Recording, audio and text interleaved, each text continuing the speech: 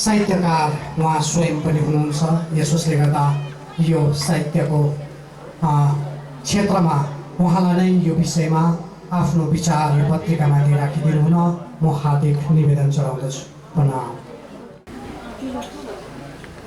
सिंहासनमा विराजित श्री राजश्यामजी, सबैको हृदयमा रहनुहुने अध्यात्म दीपक ब्रह्मलिङ गुरुजी श्री 108 मङ्गलदासजी महाराज एवं यस समारोहमा उपस्थिति दिनुहुने सम्पूर्ण आदरणीय गुरुजन अनि उपस्थिति सबै सुन्दर साथमा मेरो कर्पदा प्रणाम। विशेष श्री प्राणनाथ चतुर्थ शताब्दी महोत्सव अनि भवन उद्घाटन अनि कलश अनावरण अनि जागरण यन्त्रको यो 50 वर्ष स्वर्ण जयन्ती समारोहमा भर्खरै मात्रै लोकार्पण भइसकेको मङ्गल महक धार्मिक आध्यात्मिक पत्रिकामाथि म छोटो दुई कुरा यहाँ राख्नेछु। यहाँलाई थाहा भइसकेको छ, लोकार्पण भइसकेको धार्मिक तथा आध्यात्मिक पत्रिका मङ्गल महक र यसको शाब्दिक अर्थ मङ्गलको अर्थ हामी सबैले जानेका छौँ। शुभ लक्षणले युक्त कल्याण अथवा हित भलाइ तथा कल्याणकारी कार्य अनि महक आउनु, बास्ना चल्नु तथा सुगन्ध आउनु, यो शब्दकोशीय परिभाषा अथवा यसको अर्थ। तर यसलाई हामीले धार्मिक अर्थमा हेर्नु पर्दा मङ्गल भन्नाले गुरुजी मङ्गल र उहाँद्वारा प्रसारित धर्म सम्प्रदाय तथा स्थापित धर्म सत्ता एवं उहाँद्वारा निर्देशित सेवा कर्मको कार्यको निष्पादन साथै असल कार्यको मूल्याङ्कन सहित प्रत्येक मानव हृदयमा सत्यको आवाज हुनु नै यसको महक हो। यसरी यो मङ्गल महक भयो र यो पत्रिकालाई पढिसक्दाखेरि, लोकार्पण भइसक्दाखेरि यसको उद्देश्य हामीले यसरी थाहा पाउँछौँ। मानव हृदयमा सत्यको आवाज हुनु, धर्मको महत्त्व बुझ्नु नै यसको उद्देश्य र लक्ष्य राखेर नै मङ्गल महकको यहाँ थाल्ने भएको छ, जो पत्रिका अब पठन एवं अध्ययनपछि सबैले ज्ञात पाउनुहुनेछ। र यसका सम्पादक मण्डली, पत्रिकाको प्रधान सम्पादक श्री दुष्यन्त रामुदामु, संरक्षणमा श्रीकृष्ण प्रणामी, मन्दिर रम्बी विभाग मङ्पू, सहसम्पादकगण लगायत सल्लाहकार, विशेष प्रतिनिधि लगायत पत्रिका परिवार मङ्गल महक यसरी गठन भएको छ। म तपाईँलाई छोटो रूपमा मात्रै म राख्न चाहन्छु, किनभने समय छैन। यो अलिकति लामो थियो र पनि मैले जति सक्दो म छोटो बनाएर यहाँ राख्दछु। र पत्रिका, धार्मिक पत्रिकाको यो एउटा ऐतिहासिक कुरा भन्नुपर्दा आध्यात्मिक पत्रिका जो नेपाली भाषामा मुद्रित भएको यो पूर्व उत्तर भारतको आजसम्मको प्राप्त जानकारी अनुसार यो पत्रिकालाई तेस्रो मान्न सकिन्छ, यो थर्ड रहेछ। र प्रथममा हामीले पाउँदछौँ आजभन्दा 50 वर्ष अगाडि उज्यालो वर्ष 2 किरण 2 सन् 1968 सालमा यसको सम्पादन गरिएको थियो र सम्पादक हुनुहुन्थ्यो लक्ष्मीकान्त शर्मा, प्रकाशक श्रीकृष्ण प्रणामी साहित्य प्रचार मण्डल सिलगढी। अनि यसको दोस्रो, त्यसको ठिक 25 वर्ष पछाडि फेरि दोस्रो एउटा धार्मिक पत्रिका हामीले पाउँदछौँ, जसलाई हामी मङ्गलदीप भनेर भन्दछौँ। वर्ष 1 अङ्क 1 यो सन् 1993 सालमा प्रकाशित हुँदछ, जसको सम्पादक सुजित थापा अनि यसको प्रकाशकमा श्रीकृष्ण प्रणामी युवा समिति दार्जिलिङ। अनि आज ठिक 25 वर्ष पछाडि फेरि यो हामीले मङ्गल महक तेस्रो रूपमा हामीले पूर्वोत्तर भारतको इतिहासमा यो तेस्रो धार्मिक आध्यात्मिक पत्रिका हामीले मान्नुपर्छ। र पत्रिकाभित्र पसेर हेर्दाखेरि हामीले यसमा हाम्रो गुरुजनहरूको सन्देशहरू हामी पाउँदछौँ। आदरणीय गुरुजी श्री 108 मोहनप्रिय आचार्यजी महाराज, धर्मले नै परिवार, समाज, देश र सेवालाई चिनाउँछ र सबै धर्ममय बन्नुपर्छ। गुरुजी मङ्गलदासजी मङ्गलको मङ्गल सुक्तिहरूको व्याख्या गरी समाजलाई अध्यात्मको बाटोतिर अघि बढ्ने प्रेरणा धार्मिक पत्रिकाले दिनुपर्छ भन्ने कुरा उहाँको आफ्नो सन्देशमा यसरी राख्नु भएको छ भने आदरणीय गुरुजी राजप्रसाद ढुङ्गेलज्यूले धार्मिक उन्नति मानव जीवनमा भयो भने सबै उन्नति हुन्छ, सबै सफल हुन्छ। धार्मिक उन्नति भनेको नै वृक्षको फेद हो जसले मानवको सम्पूर्ण उन्नतिलाई दिशाबोध गर्छ। उहाँले यसरी आफ्नो सन्देशमा दिनुहुन्छ। यसबाहेक महाकवि मोहनदुकुन, उदय थुलुङ, रम्बी ज्ञानपीठ उच्चतर माध्यमिक विद्यालय, सन्त मङ्गल अकादमी, हिल एन्जल्स अकादमी आदिद्वारा पनि मङ्गल महकलाई शुभेच्छा शुभकामनाहरू पठाउने कार्य यो मङ्गल महकभित्र हामी पाउँदछौँ। र सम्पादकीयभित्र हामीले बसेर हेर्दा प्रधान सम्पादक दुष्येन्द्र रामदामु आफ्नो सम्पादकीयलाई 4वटा भागमा विभक्त गर्नुभएको छ र यसलाई आफ्नो एउटा विषय अथवा एउटा हेडिङ दिनुभएको छ, यसको शीर्षक दिनुभएको छ, जसलाई यसरी छ: यो भेगमा प्रणामी धर्मको इतिहासलाई पछिल्लोतिर फर्केर हेर्दा आजको सन्दर्भमा मङ्गल महक। र यसको प्रथममा उद्देश्य धार्मिक पत्रिकाद्वारा यसको पठन पाठन र अध्ययनद्वारा सामाजिक विकृतिहरूको उन्मूलन गर्दै वर्ग, वर्ण र जातविहीन समाजको निर्माण र भावी पिँढीलाई धर्मको नैतिक शिक्षा दिएर दुर्व्यसन विहीन परिवार, समाज र देश स्थापनाको सम्भावना यसमा व्यक्त गरिएको छ। र अर्को इतिहासमा धर्म प्रचार प्रसार जागने यत्रको 50 वर्ष इतिहास छ। उपसंहारमा श्री प्राणनाथ 4th शताब्दीको अवसरमा उद्घाटित मन्दिर र मङ्गल महक प्रकाशनको निम्ति कृतज्ञता ज्ञापन गरेको छ भने पुच्छार भन्नेमा यो मङ्गल महक मङ्पुकै निम्ति एउटा माइलखुट्टी हो भने यस पत्रिकाद्वारा सोच सङ्कल्प ज्ञान भक्ति सेवाको वृद्धि भई सुन्दर समाज निर्माणको अपेक्षा गरेको छ। पत्रिकाभित्र 3वटा जीवनी समावेश छ। सुनिल राई प्रणामीको गुरुजी मङ्गलदासजी यो शीर्षकमा, श्री पी अर्जुनज्यूको ज्ञान भक्ति सेवाका दिव्य विभूति, श्रीमती मीरा शर्माको प्रणामी धर्मको विस्तारमा बाइजुराज महारानीजीको भूमिका।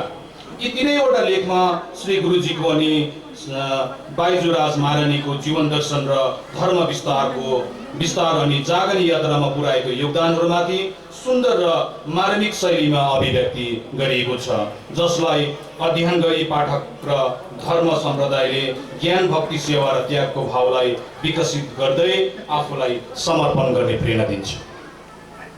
यसभित्र एउटा हिन्दी कविता नाट्यभूषण सिके श्रेष्ठज्यूको अनि प्रमिला मुखियाको प्रार्थना शीर्षकमा, दिवस ठकुरीको मनको विश्वासभित्र मन्दिर अनि सागर खवासको एउटा भजन उल्लेख छ। र सागर खवासले आफ्नो भजनमा यसरी भन्नुहुन्छ कि सपनाको हो यो खेल, जीवन व्यर्थै बितिरहेछ, ज्ञान देऊ जब अब ध्यान देऊ, अविनाशी धामको बाटो देखाऊ। यसरी यो भजनमा पुकार गरिसकेपछि अब यो पुकारलाई दिवस ठकुरीले यसरी सुन्नुहुन्छ र यसको एउटा फिडब्याक पनि यसरी दिनुहुन्छ। मनको विश्वासभित्र मन्दिर राख, मन्दिर फुल असल प्रसाद चढाउन पर्दैन, मनको आत्मा सबै विकृतिबाट मुक्त हुन्छ, मनको आत्माभित्र आफै आप मन्दिर बनिँदै जान्छ। यसो भनिसकेपछि प्रार्थना नामक आफ्नो कवितामा श्रीमती प्रमिला मुखिया यसरी शङ्का व्यक्त गर्नुहुन्छ। ईश्वरको अस्तित्वसँग उहाँको शङ्का उत्पन्न भएको छ। यसरी शून्यको आयतनबाट एउटा काल्ला उक्लेर हुरी बतास हुनुहुँदै खोला नाला सुसेल्दै अधेरीसित जुझ्न मनको एक कुनाबाट एक अँगालो तारामण्डल लिएर आइपुग्नेछु, के तिमी त्यहाँ मसित हुनेछौ? ईश्वरको अस्तित्वमाथिको शङ्का र यसको निवारण गर्दै नाट्यभूषण सिके श्रेष्ठ आफ्नो हिन्दी कवितामा अहिलेको सन्दर्भमा अहिलेको यो चतुर्थ शताब्दीको कुरामा यसरी भन्नुहुन्छ, देखो रथ चले जी रथ चले प्राणनाथ जी के रथ चले। र यो रथलाई उहाँले यसरी व्याख्या गर्नुहुन्छ, सत्य अहिंसा ज्ञान विज्ञान यही है रथ के पहिए चार, आचार आहार बानी व्यवहार ये निजानंदी धर्म के घोड़े है, यह रथ नहीं ज्ञान गंगा है जो घर घर बहती जाती है। यसरी यो कविता भइसकेपछि यो भित्र फेरि 3वटा संस्मरण समावेश गरेको छ। श्री आनन्द राई जसको उहाँको आफ्नो संस्मरणको शीर्षक श्री कृष्ण प्रणामी साधनालय राईगढमा व्यतीत 1 महिनाको छोटो संस्मरण, सुश्री गीता छेत्रीको लेख संस्मरण, परम पूज्य गुरुजी श्री राजप्रसाद ढुङ्गेलज्यूको जागनी यात्रा, सन्तुदास जसलाई हामी सन्तोष गुरुङ पनि भनेर भन्दछौँ, तारतम ज्ञानदाता गुरुप्रति 2 शब्द। आनन्द राईको लेखमा अथवा लेख संस्करणले प्रणामी धर्मकै सैद्धान्तिक पक्ष लगभग प्रश्न गरेको छ भने भाषा शैली अति उत्कृष्ट छ। साथै मङ्गल गुरुजीकै परम शिष्य महेन्द्र महाराजजीको प्रयास योगदान र तपस्यामाथि एउटा छुट्टै शोध ग्रन्थ तयार गर्नुपर्ने आवश्यकता पनि यस लेखले बोध गराउँछ। सुश्री गीता छेत्री एवं सन्तुदास गुरुङको संस्मरण लेखमा पूज्य गुरुजी राजप्रसाद ढुङ्गेलज्यूको जागनी यात्राको बारेमा जानकारी पाउन सकिन्छ। यस पछाडि श्री एसडी मोक्तानज्यूले खुबै तपस्या गरेर एउटा ऐतिहासिक लेख तयार पार्नु भएको छ, जो तपाईहरूले पढ्न पाउनुहुनेछ। अब मन्दिर निर्माणसँगै मङ्पुमा प्रणामी धर्मको इतिहास, यो लेख नै उहाँ यहाँ सम्पन्न भइरहेको यो त्रिदिवसीय महामती प्राण चतुर्थ शताब्दी महोत्सव, मन्दिर भवन उद्घाटन एवं कलश अनावरण साथै प्रणामी धर्म जागनी यन्त्रको स्वर्ण जयन्ती समारोहको सार यस लेखभित्र, यो ऐतिहासिक लेखभित्र पाउन सकिन्छ।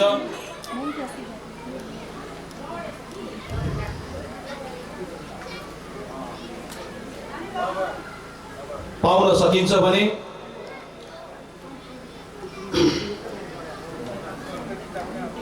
श्री मङ्गल गुरुजीको आगमन, गुरुजी श्री राजप्रसाद ढुङ्गेलज्यूको जागनी यात्राभित्र मन्दिर निर्माणको प्रस्तुति, सफलताको सुन्दर इतिहास यस लेखमा वर्णित छ।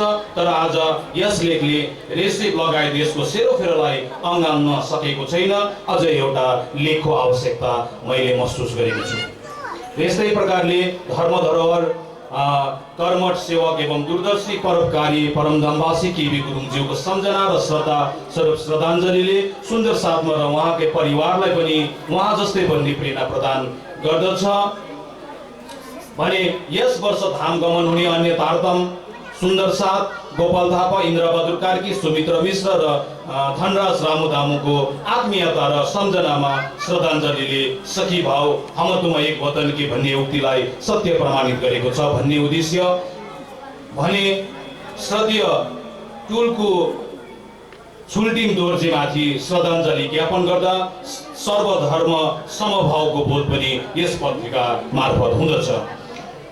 र मङ्पुले पत्रिकाभित्र मङ्पुद्वारा सञ्चालित 2वटा पुरस्कारहरूको पनि उल्लेख गरेको छ। गुरुजी मङ्गल प्रज्ञा पुरस्कार अनि मङ्गल सारथी सेवा सम्मान र प्रापकहरूलाई बधाई टक्राउँदै प्रेरणा र उत्साह दिने कार्य पनि यस मङ्गल महकले गरेको छ भने अन्तमा मन्दिर सञ्चालन समितिका सचिव श्री सुरेश सुब्बा, अध्यक्ष श्री दिलीप गुरुङले जानकारीमूलक सन्देशसहित पत्रिकाको दीर्घायुको कामना गरेको छ। अन्तमा मेरो आफ्नो टिप्पणी छ, 44 पृष्ठको यो मङ्गल महक सूक्ष्म छ, सानो छ अनि सूक्ष्म हिज्जेगत भूलहरू भए तापनि यो एउटा ऐतिहासिक र उत्कृष्ट पनि छ र यस पत्रिकाले यसभित्र वर्णित उद्देश्यहरूलाई पूर्ण रूपले यसको उद्देश्य पूर्ण नभए तापनि यो एउटा एक संग्रहणीय कृतिको रूपमा लिन सकिन्छ। अहिलेलाई यो पत्रिका ऐतिहासिक तथ्यपरक पत्रिका बने तापनि भविष्यमा यसले धार्मिक र आध्यात्मिक दृष्टिमा अथवा यस क्षेत्रमा पत्रिकाले अवश्य पनि कदम चाल्नेछ। यही शुभेच्छा शुभकामना राख्दै म यो 2 शब्द यही राख्दछु। सबैले प्रणाम। विश्लेषणात्मक यो चर्चा आदरणीय दाइ सुजित थापाजीको मुखारबिन्दबाट श्रवण गर्नुभयो र मैले हजुरहरूलाई भन्दै थिएँ कि हामीसित विशेष यो सम्बर्धनाको कार्यक्रमहरू रहेको छ। यसोसले गर्दा यो सम्बर्धनाको निमित्त यो बिचमा हाम्रो भजन पनि रहेको थियो, तर म अब यो भजनहरू जम्मै घटाउँदै लाँदैछु र म सरासर हामीसित समय एकदमै कम भएर गएको छ। यसोसले गर्दा म यो सम्बर्धनाको कार्यक्रम यहाँ सरासर गर्न गइरहेको छु र सर्वप्रथम हामीलाई आज उपस्थिति दिनुहुने मङ्गलधामबाट पाउनुभएका गुरुजी श्री मोहनप्रिय आचार्यजी महाराज र उहाँकै निर्देशनमा उहाँकै अगुवाईमा यो भारतको विभिन्न प्रान्तहरू अनि भुटान नेपाल थुप्रै प्रान्तहरूमा यो जागने रथ यात्रा जुन परिभ्रमण भइरहेको छ र 5 महिना अघिदेखि यो कार्यक्रममा संलग्न रहनुभएका गुरुजी र गुरुजीको आशीर्वचन यो मन्दिरलाई धेरैपल्ट भएको छ। यो आज यो माथिल्लो तला जुन बनिएको छ यो नवनिर्मित भवन हो अनि योभन्दा अघि पनि हामीले तल्लो तला पनि एउटा मन्दिरकै रूपमा हामीले त्यति बेला खडा गरेको थियौँ। अनि त्यो तल्लो तला भवन बनिँदा अनि यो माथिल्लो तला बनिँदा पनि यसमा विशेष गरेर गुरुजीको साथ सहयोग उहाँको आशीर्वचन यथेष्ट रूपमा हामीसँग रहेको छ र आज पनि उहाँले हामीलाई यो मूल्यवान जुन चाहिँ उहाँको उपस्थिति दिनुभयो, उहाँले जुन दर्शन दिनुभयो र यसोसले गर्दा सुन्दर साथ सबैको पक्षमा उहाँलाई पनि हामी सम्बर्धना दिन लागिरहेका छौँ। उहाँलाई हामी सम्मान नजनाई बिचकमानबाट हामी उहाँलाई पठाउन सक्दैनौँ। यसोसले गर्दा उहाँलाई सम्मानको निमित्त हामी एउटा स्मृति पत्र यहाँ हामी पढेर सुनाउनेछौँ प्रथम, तत्पश्चात हामी उहाँलाई सम्मान जनाउनेछौँ र स्मृति पत्र पठनको निम्ति बाइजुराजका मुन्ना तामाङ, बाइजुराज मुन्ना तामाङ सुन्दर साथ बाइजुराजका दिदीबहिनी र मुन्ना तामाङ उहाँलाई यो स्मृति पत्र पठन गरिदिनु हुन म निवेदन चढाउँदछु। सिंहासनमा विराजमान श्री राज श्यामजी अनि हामी सबैको हृदयमा विराजमान श्री गुरुजी 108 मङ्गलदासजी महाराज अनि आजको यस ऐतिहासिक कार्यक्रममा विशेष जिम्मेवारी लिएर आउनुभएका गुरुजी 108 श्री मोहन प्रियाचार्य महाराजजी अनि मेरा तातम गुरुजी श्री राजप्रसाद ढुङ्गेलजी अनि जामनगरबाट आउनुभएका गुरुजी नारायण स्वामीजी अनि सम्पूर्ण सन्त मण्डली अनि टाढा नजिक थुप्रै ठाउँहरूबाट आज यस कार्यक्रममा भेला हुनुभएका सम्पूर्ण सुन्दर साथजी तपाईहरूको चरण कमलमा कोटि कोटि प्रेम प्रणाम टक्राउँदै म यो स्मारिका पत्र पठन गर्न लागिरहेको छु अनि पूज्य गुरुजीको स्मारिका पत्र पठन गर्न पाउँदा म आफैलाई खुबै भाग्यशाली ठान्दछु र स्मारिका पत्र यस प्रकार छ। सुख शीतल करु संसार श्री कृष्ण प्रणामी धर्मसभा एवं मन्दिर सञ्चालन समिति रम्बी विभाग मङ्पू जागनीको स्वर्ण जयन्ती मन्दिर उद्घाटन एवं कलश अनावरण समारोह 2018 सम्मान पत्र सेवार्थ गुरुजी श्री 108 मोहन प्रियाचार्यजी मङ्गलधाम कालिम्पोङ परम वन्दनीय गुरुजी कोटि प्रणाम। ललाटमा लेखिएको हस्तरेखामा कोरिएको अन्तरात्मामा लुकिएको देख्न सक्ने नै गुरु हुँदछ। गुरुमा उत्तम मानवीय करुणामयी गुणहरू हुँदछन्। मुनि मौनमा गौण बन्दछ भने गुरु शिष्यहरूको अन्तरात्मामा प्रेरणामयी प्रकाश बन्दछ। पूर्व नेपालको एउटा परिष्कृत निजानन्दी परिवारमा 7 मार्च 1955 सालमा जन्म लिनुभएको प्रियाचार्यजी 108 गुरुजी मङ्गलदास महाराजबाट सानै छँदा धर्ममा दीक्षित हुनुभयो। हुने बिरुवाको चिल्लो पात धर्ममा आत्मोत्सर्ग गर्नुहुने श्री मोहन प्रियाचार्यजी आज मङ्गलधाम कालिम्पोङबाट अमेरिका, अस्ट्रेलिया र युरोपका कैयौँ देशहरूमा सुवासना छर्नुहुँदै अन्तर्राष्ट्रिय प्रचारकको रूपमा प्राणनाथजीको सुख शीतल करु संसार मङ्गलदासजी महाराजको तुम सेवा से पाओगे पारको सन्देशलाई व्यापकतामा प्रचारको अभिन्न अङ्ग बनाउनु भएको छ। गुरुजी 108 मङ्गलदास महाराजको प्रतिरूपको रूपमा प्रणामी धर्म साहित्यलाई विभिन्न धार्मिक पुस्तक पुस्तिकामा आत्मजागृत सन्देश सँगसँगै वितक विमर्श जस्तो व्याख्यात्मक विश्लेषण पुस्तक प्रणामी साहित्यलाई दिइसक्नु भएको छ। शिक्षा, समाज र धर्मलाई गुरुजीको सिद्धान्त अनुरूप अनुसरण गर्नुहुँदै मन्दिर, ट्रस्ट, विद्यालय, आरोग्यालय, गौशालाहरू सञ्चालन र धर्म प्रचारको अभियानलाई आफ्नो जीवन समर्पित गर्नुहुने गुरुजी 108 श्री मोहन प्रियाचार्यजी रम्बी विभाग श्री कृष्ण प्रणामी मन्दिरको निर्माण कार्यलाई बुलन्द हौसला प्रदान गर्नुहुन्छ। तल्लो तला र माथिल्लो तलाको निर्माणमा आशीर्वाद सहित यथेष्ट सामग्रीले सहयोग पुर्याउनु भएकोले निर्णय कार्य पूर्ण हुन सकेकोमा सुन्दर साथ अनन्तसम्म श्रद्धा राख्दै हजुरको सानिध्य पाउन अभिलाषा राख्दछ। प्राणनाथ चतुर्थ शताब्दी यस विभागमा जागनी वर्षगाँठको 50औं स्वर्ण जयन्ती मन्दिरको समुद्घाटन हजुरकै करकमलबाट गराउन पाउँदा मन्दिरले एउटा छुट्टै गर्व र महत्त्व बोकेको सुन्दर साथ अनुभूति गर्दछ। अत हजुरलाई समस्त सुन्दर साथ लगायत मङ्पुगै पक्षमा हार्दिक अभिनन्दन प्रणाम टक्राउँदछौँ। विश्वमा प्रणामी धर्मको संरक्षण र सम्वर्धन गर्न श्रीराजीप्रति दीर्घायु र सुस्वास्थ्य जीवनको कामना गर्दछौँ। प्रणाम। अध्यक्ष दिलीप गुरुङ, श्री कृष्ण प्रणामी धर्म सभा एवं सञ्चालन समिति, सचिव सुरेश सुब्बा, श्री कृष्ण प्रणामी धर्म सभा एवं सञ्चालन समिति, श्री कृष्ण प्रणामी मन्दिर रम्बी विभाग मङ्पु।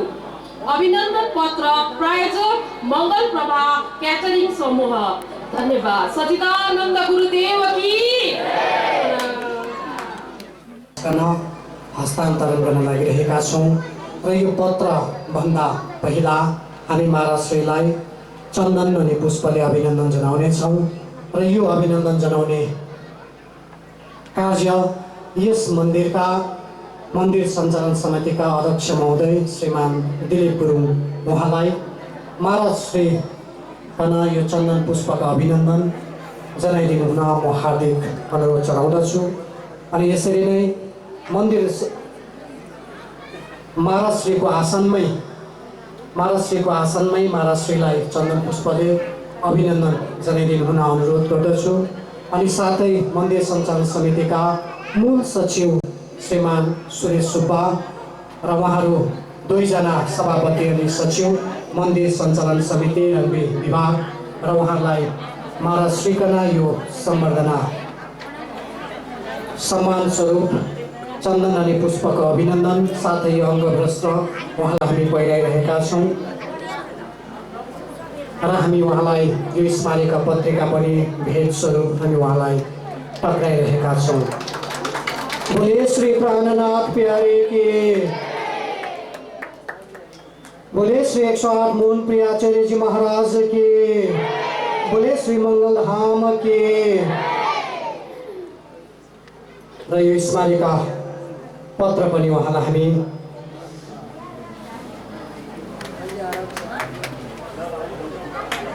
यो पत्र उहाँलाई हामी एउटा स्मृति स्वरूप सम्मान स्वरूप हामी उहाँलाई जनाइरहेका छौँ। उहाँ सुषमा मगर उहाँको पति आज भर्खरै मात्र धाम गमन भएको हुँदा उहाँको स्मृतिमा उहाँको आत्माले चिर शान्ति पाउन् भनिकन यस विभागका भक्त समुदाय श्रीमती सुषमा मगर अनि उहाँको परिवार उहाँहरूको तर्फबाट आजको यो भण्डारा लागिरहेको छ। अनि साथै आजको भण्डारामा हामीलाई सेवा दिनुभएको छ सिलगढी प्रधान नगरबाट जयप्रसाद गुरुङ अनि गोपीमाया गुरुङ सुन्दर साथ र यो पनि यहाँहरू सम्पूर्ण सुन्दर साथलाई जानकारी दिँदै तुमसे चलत जहाज मैं अधीन करनी नहीं बाह ग्रहे की लाज श्री प्राणनाथ निज मूलपति श्री मेहराज सुनाम तेज कुंवरी श्यामा युगल को पल पल करूं प्रणाम मंगल कृष्ण प्रणाम है मंगल धर्म प्रकाश मंगल सुंदर साथ है मंगल धाम उजास मंगल सुंदर साथ है मंगल धाम उजास। हम सभी महामती प्राणनाथ चतुर्थ शताब्दी महोत्सव पर संपूर्ण कार्यक्रम का संचालन कर रहे हैं देश विदेश में। तो सर्वप्रथम प्राणनाथ जी के दिए हुए 4 सूत्र को 4 नारे के रूप में हम लोग उच्चारण करेंगे। आप सब भी हाथ खड़े करते हुए नारा लगाने में हमारा सहयोग करेंगे। प्राणनाथ जी का यही विचार, प्राणनाथ जी का यही विचार, प्राणनाथ जी का यही विचार, प्राणनाथ जी का यही कथन, प्राणनाथ जी का यही कथन, प्राणनाथ जी का यही कथन, प्राणनाथ जी का कहना मानो, प्राणनाथ जी का कहना मानो, प्राणनाथ जी का कहना मानो। प्राणनाथ जी है अति उदार, प्राणनाथ जी है अति उदार, प्राणनाथ जी है अति उदार। उपस्थित धर्म प्राण सद्धर्म प्राण शिरोमणि सुंदर साथ जी, माताएं, बहनें, भाइयों, आज बीच कमान में मांगपू अंतर्गत मंदिर का नया स्वरूप और फिर से मंदिर का ये उद्घाटन का सौंदर्यीकरण का ये सुंदर कार्यक्रम में उपस्थित होने का और साथ साथ में महामती प्राणनाथ जागनी रथ का एक सहयात्री बन करके मुख्यतः प्राणनाथ जी इस रथ को आगे बढ़ा रहे हैं। यह रथ ही प्राणनाथ जी का रथ है और इस रथ में सवार महामती प्राणनाथ हैं। हम उनके पीछे पीछे चलते हैं। तो आज मंगपू में आप सभी सुंदर साथ जो परमधाम की भक्ति करके प्राणनाथ जी की वाणी का अनुसरण करके जीवन को सफल बना रहे हैं, जीवन को धन्य बना रहे हैं, इतना सुंदर मंदिर का आप लोगों ने निर्माण किया। तो ऐसे उद्घाटन के अवसर पर प्राणनाथ जी का रथ भी यहाँ पर उपस्थित है और प्राणनाथ जी चतुर्थ शताब्दी महोत्सव भी चल रहा है। कितना आनंद का विषय है, कितनी खुशी की बात है। तो ऐसे सुंदर और सुखद अवसर पर प्राणनाथ जी के शब्दों में कुछ सुने। तो प्राणनाथ जी कहते हैं, इन समय खीन को मोल नहीं, क्यों कहूँ दिन मास वर्ष, सो जन्म खोया झूठ बदले, पीयूषों भई न रंग रस। कहते हैं समय बड़ा दुर्लभ है। आज जो हमको समय मिला है ना, ये अत्यंत दुर्लभ समय हमने पाया है, क्योंकि ये पल पल ऐसे बीता जा रहा है, पल पल व्यर्थ के काम में जा रहा है। पल पल व्यर्थ के सोच में जा रहा है, पल पल फजूल की बातें करके हमारा निकलता चला जा रहा है, कहीं खाने में, कहीं सोने में, कहीं मनोरंजन करने में, कई लोगों से लड़ने और झगड़ने में, वाद विवाद करने में, द्वंद्व मचाने में, कलह करने में हमारा समय जा रहा है। प्राणनाथ जी महाराज कहते हैं समय का सदुपयोग करो। गुरुजी मंगलदास ने भी मंगल सूक्ति में कहा है, समय का सदुपयोग करो, समय तुमको आशीर्वाद देगा। पहले पहले जब मंगल सूक्ति का संकलन होता था तो मैं सोचता था कि समय कैसे आशीर्वाद देगा, समय तो निर्जीव है, समय के पास चेतना नहीं है। आशीर्वाद देने वाले के मन मस्तिष्क में चेतना चाहिए, वो अपनी चेतना से किसी को प्रसन्न हो करके शुभकामना दे सकता है। समय अरूप है, समय निर्जीव है, तो समय कैसे आशीर्वाद देगा। पर जब कार्य क्षेत्र में निकले, जब धर्म प्रचार में निकले और जब जागने यात्रा से हम जुड़े हुए हैं, तो अब मैं समय का महत्व समझता हूँ। क्योंकि एक ही दिन में चार चार जगह जब जागनी रथ यात्रा करानी होती है ना, और एक गांव के लोग अपने ही कार्यक्रम में इतना व्यस्त रख देते हैं, तब मुझे लगता है कि समय कितना महत्वपूर्ण है, समय कितनी कीमती है और उस समय का हम कैसे सदुपयोग कर सकते हैं। समय का सदुपयोग जो करता है ना, वही वैज्ञानिक बन सकता है, वही साहित्यकार बन सकता है, वही लेखक बन सकता है, वही दार्शनिक बन सकता है, वही धर्मगुरु बन सकता है, वही समाज सुधारक बन सकता है। और जो समय के महत्व को नहीं समझता, वो समय के लपेट में ही लपटा हुआ भवसागर में चला जाता है, जीवन में कुछ उन्नति नहीं कर पाता। इसलिए प्रातः काल हम उठे ना, तब से समय का सदुपयोग करना हम प्रारंभ करें कि प्रातः काल एक तो समय से उठें, क्योंकि कुछ लोगों में आदत होती है न सोने का समय निश्चित है, न उठने का समय निश्चित है। जब जागे जब सवेरा बोलते हैं ना, ये हाल है तो ये कहावत बहुत सुंदर कहावत है, पर जागने का एक टाइम निश्चित तो होना चाहिए ना, कि जब नींद खुले हम जागें, ऐसी बात थोड़ा ही होती है। हमारा जागने का समय पक्का होना चाहिए, हमारा शरीर से निवृत्त होने का, शरीर से स्वच्छ होने का समय निश्चित होना चाहिए, हमारा भजन का समय निश्चित होना चाहिए, हमारा व्यायाम का समय निश्चित होना चाहिए, और फिर हमारा जो है दैनिक गतिविधि का समय भी निश्चित होना चाहिए। देखिए बच्चे स्कूल जाते हैं ना, और टीचर लोग रूटीन बनाते हैं।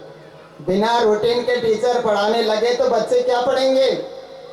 रूटीन के हिसाब से ये सब्जेक्ट है, इंग्लिश पढ़ाया जाएगा, हिंदी पढ़ाया जाएगा, नेपाली पढ़ाई जाएगी। देखिए इस तरह से ये साइंस का पीरियड है, ये इस तरह से है ना, भूगोल का पीरियड है, इतिहास का पीरियड है। तो बच्चे कितने जल्दी पिकअप कर लेते हैं ना, कितने जल्दी वो अध्ययन करते हैं, हर सब्जेक्ट में निपुण हो जाते हैं। अगर रूटीन न बना दिया जाए तो बच्चे कहाँ से पढ़ेंगे, क्या पढ़ेंगे, क्या सीखेंगे, क्या हासिल करेंगे।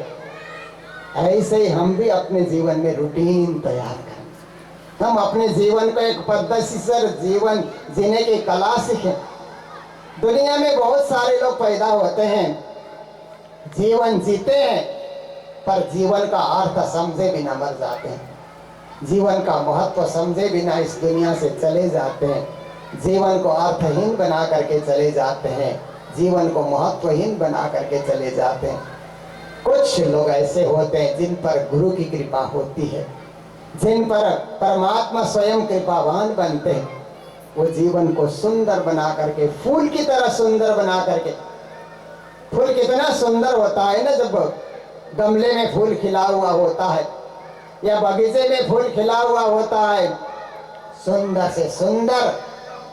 ऐसे ही हमारा जीवन भी सुंदर से सुंदर बनाने की हम कोशिश करें। जैसे फूल को सुंदर खिलाने की कोशिश करते हैं तो खिल उठता है ना, उसमें पानी डालो, खाद डालो, देखभाल करो, दूसरे कोई कांटे उसके आसपास उगे नहीं, इस चीज़ का भी विशेष ख्याल करो। तो समय पा करके फूल खिलता है। कोई आज के आज फूल खिला भी नहीं सकता कि आज उसने फूल को पौधे को बोया और आज ही चाहे कि फूल खिल जाए, संभव नहीं है। हमारे ज्ञानी कविजन क्या कहते हैं, धीरे धीरे मानवा धीरे सब कुछ होए, माली सींचे सौ घड़ा ऋतु आए फल हो। कहते हैं धीरे धीरे कार्य करते चलो और संयम से कार्य करते चलो, नियम से कार्य करते चलो, अनुशासन से कार्य करते चलो।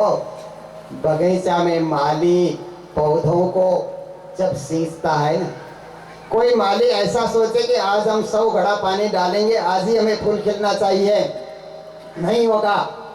पर धीरे धीरे पानी सींचता रहेगा तो ऋतु आने से फूल अपने आप खिलते हैं, फल अपने आप फलते हैं। ऐसे ही जीवन को संयमित नियमित बना करके हम आगे बढ़ते रहेंगे तो जीवन पुष्प के समान पुष्पित होगा, सुगंधित होगा, पल्लवित होगा, फलित होगा। हर प्रकार से हमें प्राप्ति है। जीवन में बहुत कुछ पाना है, परंतु पाने के लिए हम अपने आप को नियमबद्ध तो बनाएं। कैसे बनाएंगे? इसके लिए हमारे धर्म शास्त्रों की शिक्षा है, इसके लिए हमारे वेदों से लेकर के अद्यावधि आज पर्यंत संत गुरुजनों ने जो कुछ हमें शिक्षा दी उसका अध्ययन जरूरी है। पर हम इतने बड़े शास्त्रों का अध्ययन कब करेंगे? इसलिए एक ही शास्त्र, महामते प्राणीनाथ जी ने विश्व के सारे शास्त्रों का चिंतन करके मंथन करके एक शास्त्र उन्होंने तैयार किया जिसको तारतम सागर कहा जाता है, जो ब्रह्मवाणी भी कहा जाता है, अखंड वाणी भी कहा जाता है, मुक्तिदायिनी वाणी भी कहा जाता है। ऐसे महान वाणी ग्रंथ का प्राणनाथ जी महाराज ने प्रणयन किया। उस वाणी ग्रंथ का हम अध्ययन करें, रूटीन से हम पढ़ें, 5 चौपाई पढ़ें, 50 चौपाई पढ़ें, अर्थ समझ करके पढ़ें। क्योंकि वाणी को पारायण के रूप में हम पढ़ते हैं ना, तब तो जल्दी जल्दी जल्दी, क्योंकि पाठ को तो 3 दिन में, अखंड पाठ को तीसरे दिन पूरा करना ही करना है, पूर्णावती होनी है, और सुंदर साथ आएंगे तो भंडारा देना ही देना होता है। ये तो हम क्या हो कि एक पारायण के रूप में हम पढ़ रहे हैं। पर घर में कभी ऐसा पारायण हम पढ़ें कि जब पूरा हो तब पूर्णावती, कोई दिन निश्चित में आराम से पढ़ेंगे, समझ करके पढ़ेंगे, अर्थ को खोल करके पढ़ेंगे, उसका रहस्य, उसका मर्म, उसका तथ्य। रास क्यों? प्राणनाथ जी ने रास ग्रंथ का प्रणयन क्यों किया? जीवन को रसमय बनाना है ना।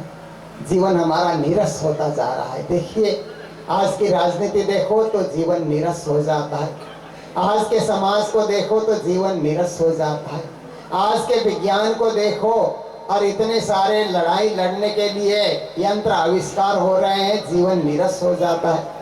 आज के परिवार को देखो तो भी जीवन नीरस हो जाता है। सब परिवार के 4 सदस्य हैं तो 4 तरफ दौड़ रहे हैं, ऐसी स्थिति है दुनिया में। तो हर तरफ से हम जब नीरस नीरस नीरस नीरस होते जाते हैं तो जीवन को रसपूर्ण कैसे बनाएं? जब हम रास से जुड़ते हैं, रास ग्रंथ पढ़ते हैं, रास का अध्ययन करते हैं तो जीवन रसमय होने लगता है। क्योंकि कृष्ण ने ब्रजवासियों का जीवन भी ऐसे ही नीरस था। अब दूध निकालो बेचने जाओ, दूध निकालो बेचने जाओ, ये तो ब्रजवासी करते थे। ब्रजवासियों का एक ही काम था कि दूध का धंधा करना, गौशाला चलाना, ग्वाले के रूप में ज्यादा से ज्यादा संपत्ति या ज्यादा से ज्यादा धन बटोरना। पर कृष्ण ने आकर के कहा, देखिए इतना ही आपके जीवन का लक्ष्य नहीं है। आपके जीवन का लक्ष्य है कि आप जीवन में सद्भाव प्रकट करो, मिलकर रहो, बांट कर खाओ। आपके ऊपर असुरों का आक्रमण बार बार हो रहा है, कंस अपने असुरों को भेज रहा है और आप यहाँ से दूध दही मक्खन उन असुरों को पालने पोसने के लिए आप भेज रहे हो। नहीं, जरूरत नहीं है। अगर उनको जरूरत है तो मथुरा के व्यापारी अपने आप ब्रजभूमि में आएंगे। आप यहाँ की गोपियां क्यों दौड़ दौड़ करके जाती हो? इतना परेशान हो करके आपको चल के जाना, चल के आना, ये जीवन आपका सुखमय नहीं है, शांतिमय नहीं है। कृष्ण ने क्या किया कि एक दान लीला करके आज से ब्रज का दूध दही मक्खन मथुरा नहीं जाएगा। लाठी आगे खड़ा कर दिया और सारे गोपियों को उन्होंने रोका कि नहीं जा सकती हो, बेच नहीं बिकेगा आज से। तो अब तक तो ब्रज की गोपियां क्या करती थी, दूध दही मक्खन ले जा करके मथुरा के व्यापारियों को देना, वहां से राशन पानी इत्यादि घर के लिए लेकर के आना, ढो करके जाना, ढो करके आना। कितना मुश्किल जीवन था। कितने कृष्ण ने जब ये प्रतिबंध लगा दिया कि आज से नहीं जाएगा, मथुरा के व्यापारियों को जरूरत हो तो यहाँ आकर के खरीद करके ले जाए, तो हुआ क्या, उसका परिणाम क्या हुआ कि मथुरा में दूध दही की कमी हो गई। सारे व्यापारी अब अपने बैलगाड़ियों में, चकड़ों में राशन पानी कपड़े लत्ते भर करके अब ब्रज भूमि में आते हैं। कोई कपड़ा ले लो, कोई राशन ले लो, कोई नमक ले लो, कोई हल्दी ले लो, कोई और घर की सामग्री ले लो। अब तो घर घर में बेचने आने लगे। अरे दूध दही उनको दे दो, वापिस में घर में सामान। कितना सरल उनका जीवन बना दिया ना श्री कृष्ण ने। रसमय जीवन बना दिया, भावमय जीवन बना दिया। आज तक तो दौड़ धूप कर रहे थे, उपलब्धि कम थे, अब बिना दौड़ धूप के उपलब्धि ज्यादा हो रही। ऐसे ही हम अपने जीवन को किधर दौड़ा रहे हैं, कहाँ हम इस परिश्रम को, अपने श्रम को कहाँ हम बर्बाद कर रहे हैं। ये देखने का विषय है, जानने का विषय है। और अपने घर बैठे हम जीवन को रसमय बना सकते हैं, अपने मंदिर बैठे हम जीवन को रसमय बना सकते हैं, अपने आस पड़ोस में, अपने परिधि में बैठ करके अपने जीवन को रसमय बना सकते हैं। तो ऐसी स्थिति को ढूंढने के लिए प्राणनाथ जी के रास ग्रंथ को पढ़ना हमें बहुत जरूरी है। मात्र रास नहीं, प्रकाश से हृदय प्रकाशित हो जाता है। 6 ऋतु से 6 ऋतु में परमात्मा की भक्ति कैसी होनी चाहिए उसका हमें ज्ञान मिल जाता है। कलश से हम ज्ञानी बन सकते हैं, सनंद से ब्रह्म के साथ संबंध जुड़ सकता है, कीर्तन से कीर्तन भक्ति करते हुए श्री राजश्यामा के चरणारविंद का ध्यान हो सकता है, खुलासा से धर्म शास्त्रों का स्पष्टीकरण हो सकता है। बिना तारतम के सारे धर्म ग्रंथ पढ़ो, कुछ खुलेगा ही नहीं। तारतम रूपी चाबी लेकर के धर्म शास्त्रों को पढ़ो तो सारे रहस्य खुल जाते हैं।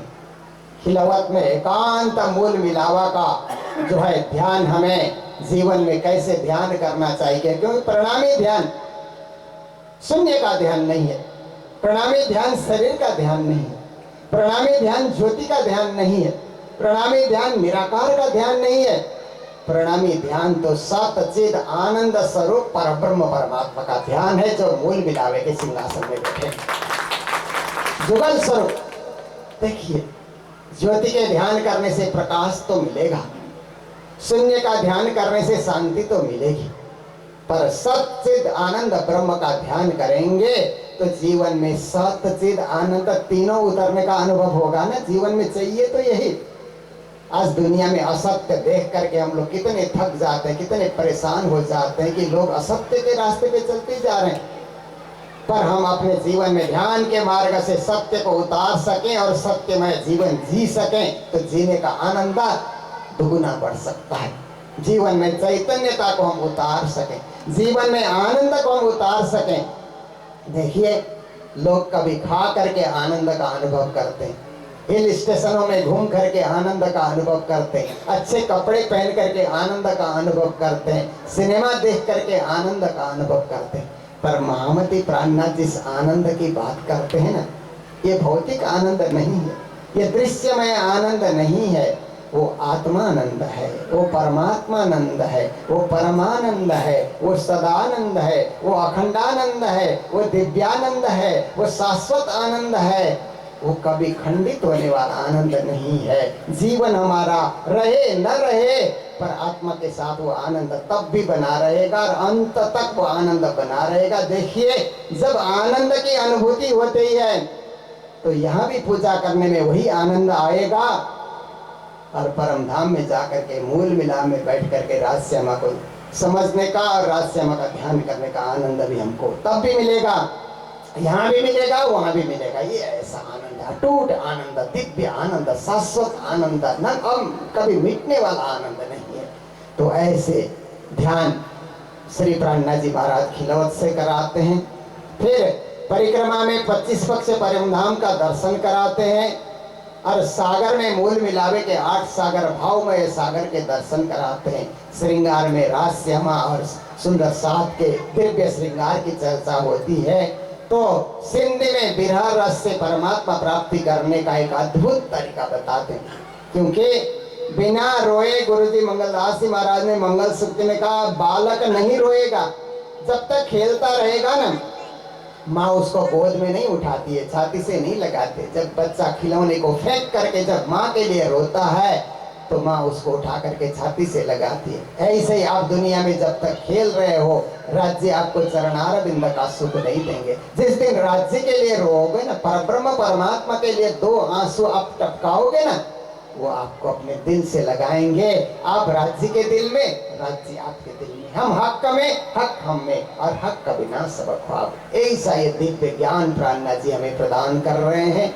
फिर मार्फत सागर में पूर्ण प्रकाश की चर्चा है और क़यामत नामा में प्रलय का भेद बताया गया है। पर प्रलय तक हम प्रतीक्षा क्यों करें? हम तो प्रलय आने से पहले ही आत्मा जागृति करें ना। जो प्रलय आने से पहले आत्मा जागृति कर लेता है उसको प्रलय का डर रहेगा नहीं। लोग मरने से डरते हैं। कबीर साहब ने क्या कहा? मरने से सब जग डरे, मेरे मन आनंदा, कब मरी हो कब भेटी हो पूर्ण परमानंद। जब ज्ञान हो जाता है ना व्यक्ति को तो मृत्यु से डरता नहीं है। मृत्यु तो एक परीक्षा है परमात्मा से मिलने के लिए।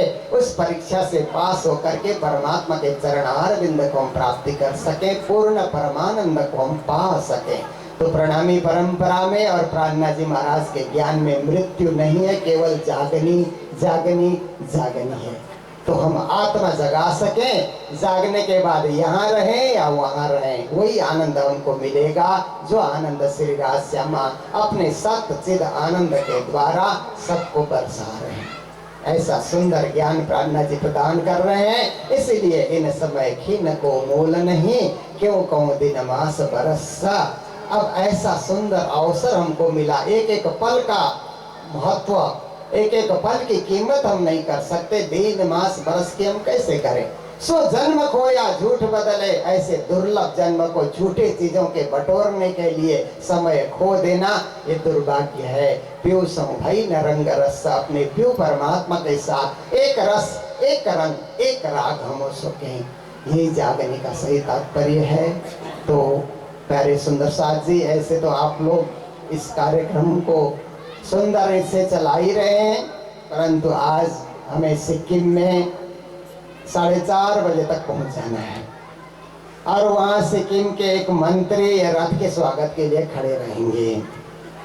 इसलिए हम लोग भी थोड़े जल्दी में हैं और बहुत सारे कार्यक्रम यहाँ कल भी होते रहेंगे, परसों भी होते रहेंगे। इस मंदिर के निर्माण में जिन व्यक्तियों ने अपना सुंदर सहयोग प्रदान किया उनका सम्मान होना चाहिए। पर एक एक सम्मान पत्र पढ़ने में आप लोगों के ना फॉर्मेलिटी में बहुत टाइम चला जाएगा। तो मैं चाहता हूँ कि मेरे सामने करना है तो फटफट उनको बुलाएं और सम्मान पत्र दे, वो घर में जाकर के पढ़ते रहेंगे ना, क्योंकि अब कितना फॉर्मेलिटी हम करेंगे। और हमारे कई सारे सुंदर साथ बिना भोजन प्रसाद के यहाँ बैठे होंगे, उनको भी एक छुट्टी मिल जाए, हमें भी यहाँ से छुट्टी मिल जाए। देखिए हमारा सारा कार्यक्रम जय पारस चैनल के माध्यम से हम लोग प्रसारण कर रहे हैं।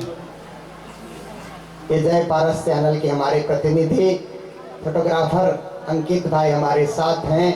तो आप लोगों को बार बार रिक्वेस्ट किया जाता है कि जय पारस चैनल आप लोग टाटा स्काई सेटअप बॉक्स के द्वारा रात को 9 बजे कार्यक्रम देखेंगे और ये मंगपू का कार्यक्रम भी हम लोग दिखाएंगे। करीब हफ्ता 10 दिन के बाद एक कार्यक्रम आता रहेगा, आप लोग जरूर देखेंगे।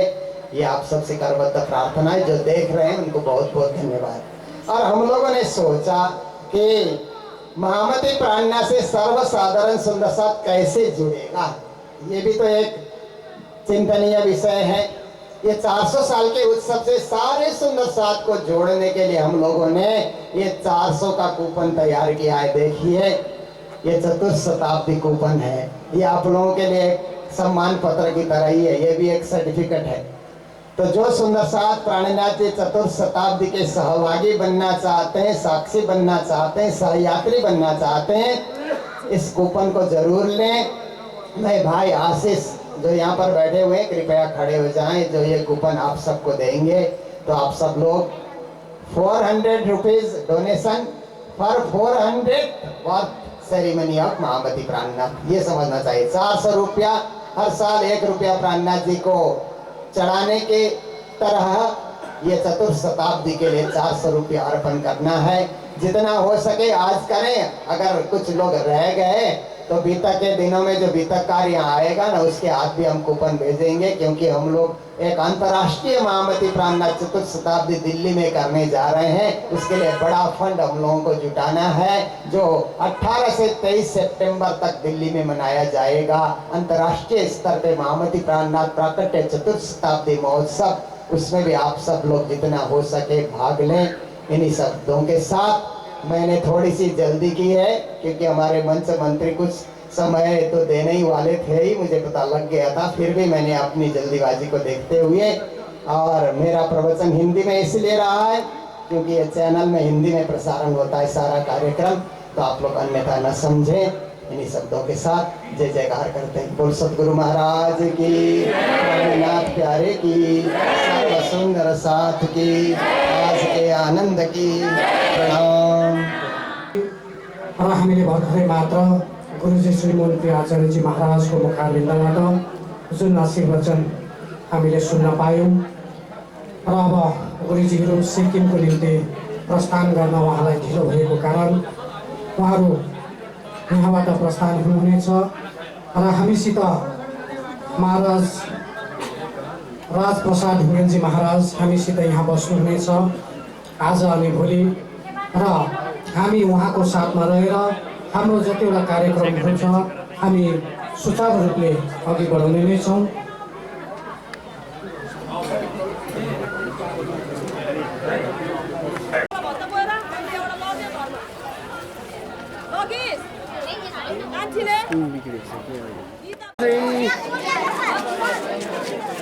त्यही त म यहाँ आरती भयो हो, वाइट मात्र छ ए भनेर ठिक छैन है। न त म त टक्क उयो गरिहाल्थेँ। अनि निक्लिएको छु त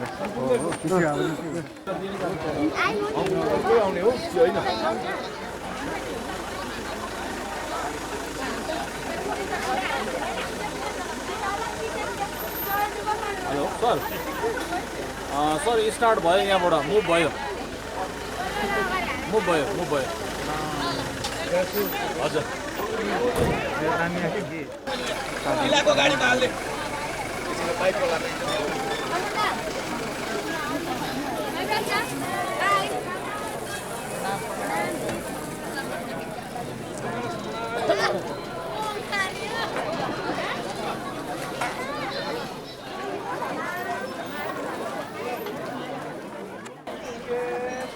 बस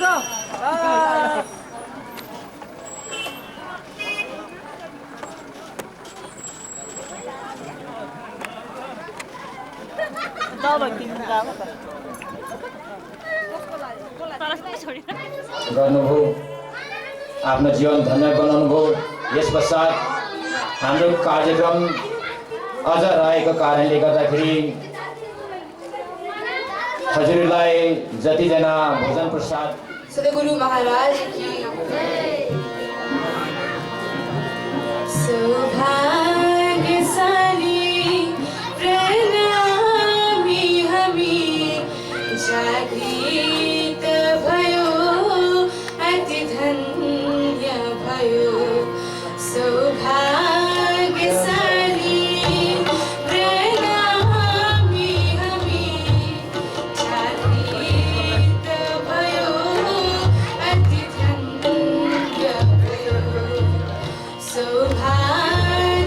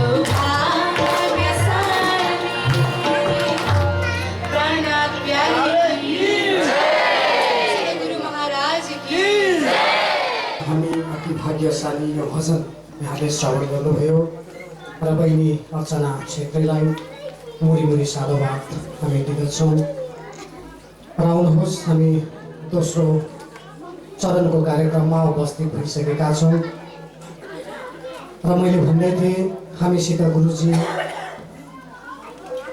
राजप्रसाद ढुङ्गेलजी हामीसित हुनुहुन्छ र उहाँलाई यहाँसम्म कसैले ल्याइदिने प्रबन्ध गरिदिनु हुन म हार्दिक अनुरोध चढाउँदछु